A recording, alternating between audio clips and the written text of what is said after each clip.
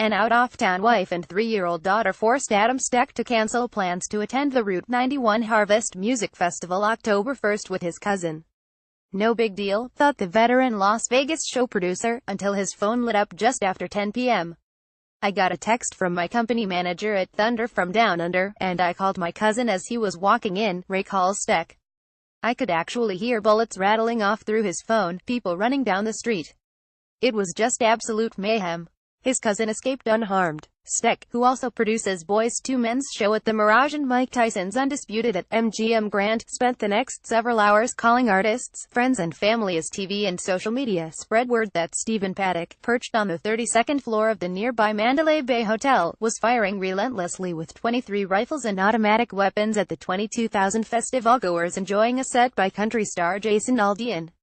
By the time Paddock, 64, was discovered dead in his hotel room from a self-inflicted gunshot, 59 people were dead and 527 injured in the worst mass shooting in modern U.S. history. The tragedy has left the close-knit Las Vegas entertainment community reeling, just as many in the global live music industry are questioning the future of large-scale outdoor festivals in major cities like Austin city limits, beginning October 7, or even in remote locations like Coachella.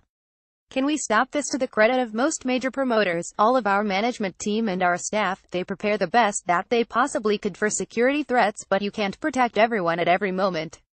It's an absolute tragedy, John Loba, exec VP at BBR Music Group, Aldean's label, tells Billboard. He adds, do I think it will stop artists wanting to perform? No.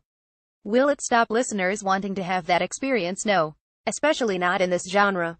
Steck, who began his career producing outdoor music events in Iowa, agrees you could not have taken any safety measures. It was a total random act of evil.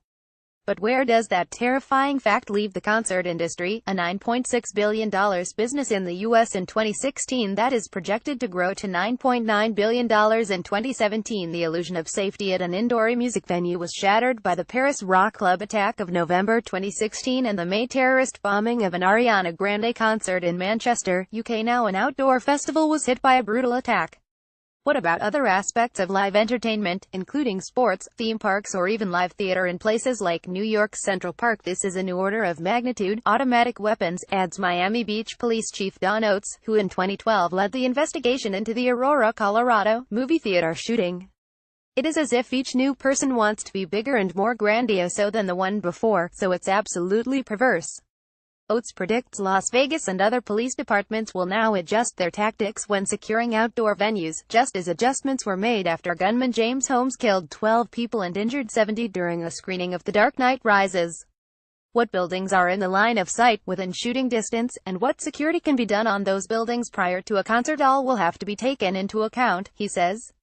Las Vegas, home to such resident artists as Elton John, Britney Spears and Celine Dion, has been aggressively courting live music acts, and specifically outdoor festivals, in recent years. Buoyed by the likes of Life is Beautiful, Rock in Rio, the iHeart Music Festival and top moneymaker Electric Daisy Carnival, an EDM event that injected $1.3 billion into the city's economy in 2016, the 3-day Route 91 Harvest was considered a key expansion to country music fans.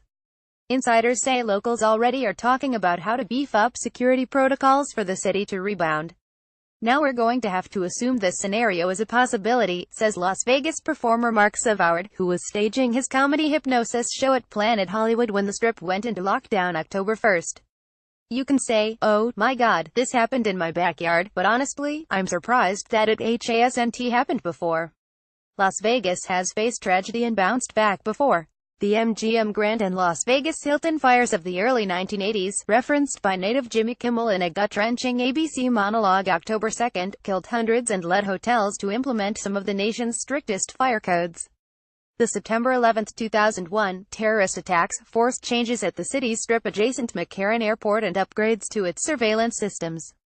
More recently, a 2015 incident in which a woman steered her car onto a crowded Strip sidewalk, killing one person and injuring 34 others, gave Clark County commissioners reason to install steel posts strong enough to stop high-speed vehicles on sections of Las Vegas Boulevard.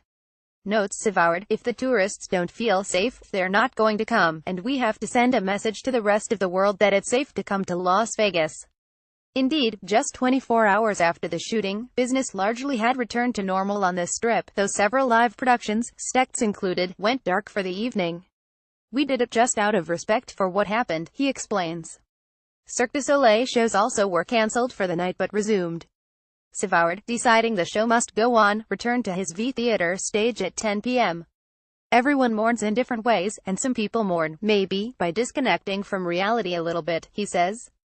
I can't go down to a hospital and contribute in the emergency room because I'm not a surgeon, I can only do what I can do. Adds Steck. Look what happened in Orlando, referencing the 2016 Pulse nightclub mass shooting that killed 49. It's not stopping people from going to Orlando. I would actually predict a massive Las Vegas benefit concert on the Strip.